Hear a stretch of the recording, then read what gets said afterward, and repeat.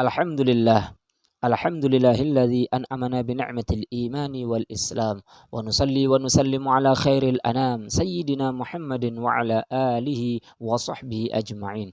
Asyhadu an la ilaha illallah wahdahu la syarika lah wa asyhadu anna Muhammadan 'abduhu wa rasuluh.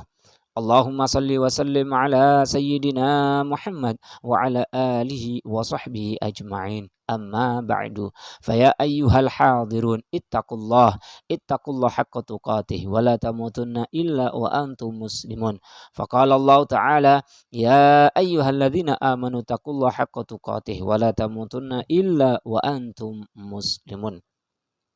Jamaah salat Jumat yang dirahmati Allah, marilah kita bersama-sama meningkatkan kualitas iman dan takwa kita kepada Allah dengan segenap kemampuan yang Allah berikan kepada kita semua dalam bentuk ketakwaan yang dikehendaki Allah. Salawat dan salam marilah kita haturkan kepada junjungan kita Nabi besar Muhammad sallallahu alaihi wasallam. Semoga pada hari yang ditentukan nanti kita semua diberikan syafaat oleh beliau. Amin. Allahumma amin. Pada kesempatan siang hari ini, khatib akan membawakan satu judul khutbah, yaitu wara, akhlak, dan suri tauladan Rasulullah sallallahu alaihi wasallam. Jamaah salat Jumat yang dimuliakan Allah. Menurut satu pendapat, wara yang sebenarnya adalah seperti yang digambarkan oleh Yunus bin Ubaid rahimahumullah, yaitu keluar dari semua yang syubhat dan muhasabah atau introspeksi terhadap diri sendiri di setiap kedipan mata.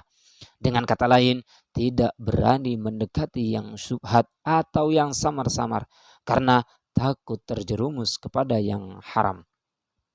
Wara juga berarti introspeksi diri sebelum melakukan sesuatu atau selalu menjaga dirinya dari hal-hal yang menyebabkan kemurkaan Allah. Jamaah salat Jumat yang dirahmati Allah.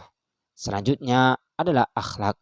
Allah telah berfirman dalam Al-Quranul Karim, A'udzubillahi minasyaitonir rajim. Bismillahirrahmanirrahim. Inna akhlasnahum bi khalisatin dzikraddar.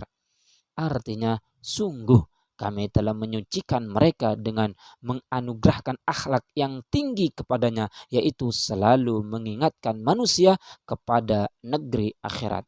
Quran Surat Shad ayat 46. Inilah akhlak yang paling tinggi.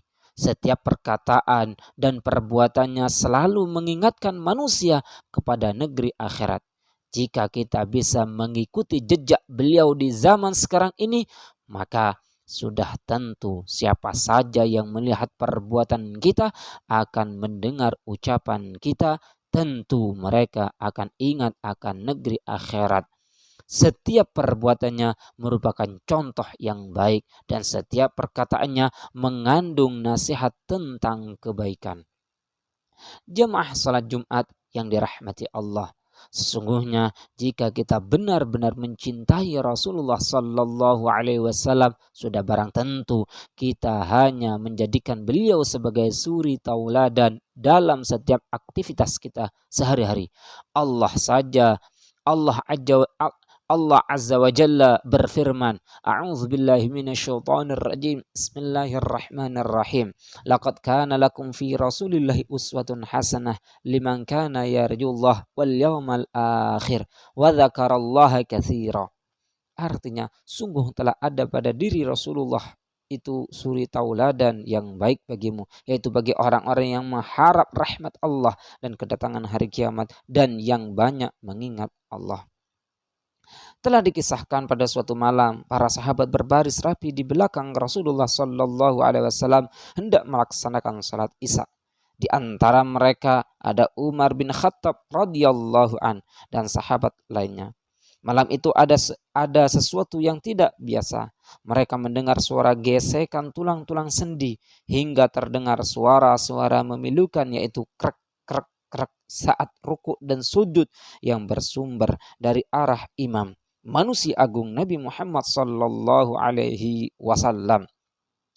Selesai sholat, para sahabat saling pandang dengan firasat yang sama. Mereka mengira Nabi sedang sakit. Maka selesai sholat, mereka mengobrol, mengelilingi Nabi. Saat itu Sayyidina Umar memberanikan diri bertanya pada Nabi Sallallahu Alaihi Wasallam, "Wahai Rasulullah, apakah Anda sedang sakit?"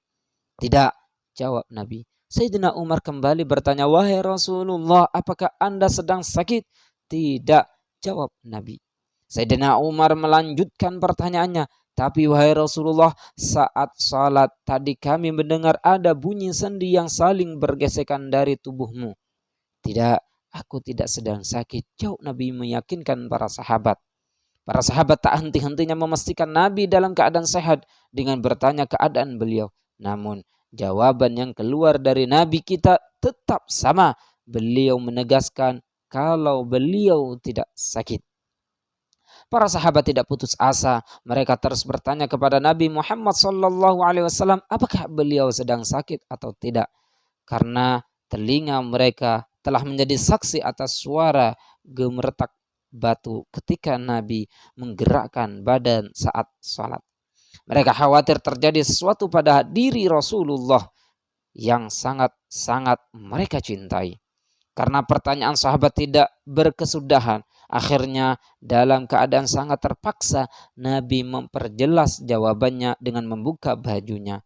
Perlahan Nabi Shallallahu Alaihi Wasallam membuka kain yang menutupi perut indahnya, dan betapa kagetnya para sahabat melihat ada batu-batu kecil seukuran kerikil dalam pakaian itu. Umar pun bertanya, "Wahai Rasulullah, untuk apa Anda membalut perut dengan batu?"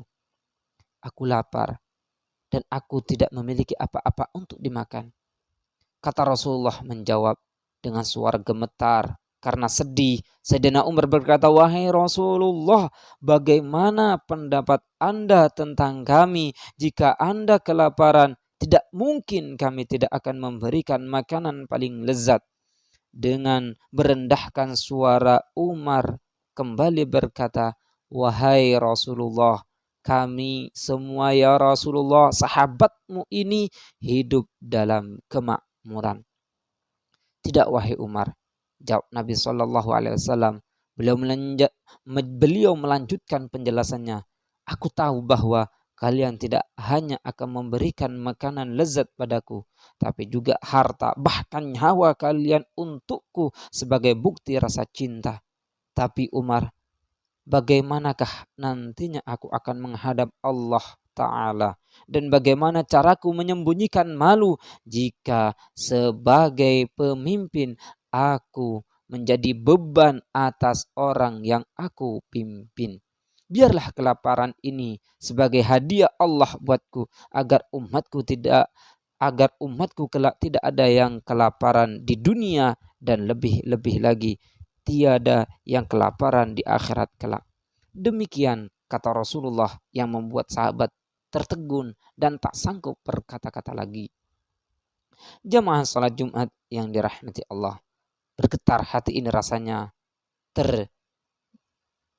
tak terbendung linangan air mata setelah mengetahui manusia yang paling agung, paling dimuliakan, paling dihormati rela mengganjal perutnya dengan batu untuk menahan lapar. Beliau tidak mau membebankan kepada para sahabatnya, apalagi kepada umatnya. Nah, bagaimana dengan pemimpin kita hari ini? Apa yang kita jadikan panutan di negeri ini? Subhanallah, boleh jadi masih ada yang berani mengisi perutnya dengan yang haram. Boleh jadi dengan yang syubhat. Lantas siapa yang kita jadikan suri tauladan? Demikianlah khutbah untuk kali ini. Semoga kita semua diberi taufik dan hidayahnya agar bisa meneladani Rasulullah Sallallahu Alaihi Wasallam, walau tak mampu meneladani seluruhnya, tapi minimal mampu menjaga diri dari yang haram dan syubhat. Amin amin ya rabbal alamin. Barakallahu li wa lakum fil Qur'anil azim. Wa nafa'ani wa iyyakum bima fihi minal ayati wadh-dhikril hakim. Wa taqabbalallahu minni wa minkum tilawatah innahu huwas samiul alim.